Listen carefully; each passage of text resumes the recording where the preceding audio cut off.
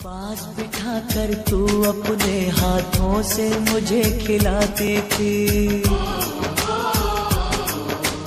जब तक मैं ना खा लेता था माँ तू भी ना खाती थी।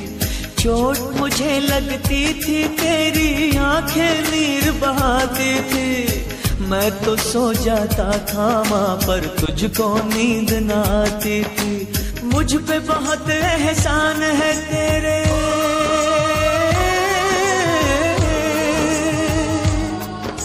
मुझ पे बहुत एहसान है तेरे, कैसे उन्हें बुलाऊं माँ, दूर हूँ मैं मजबूर।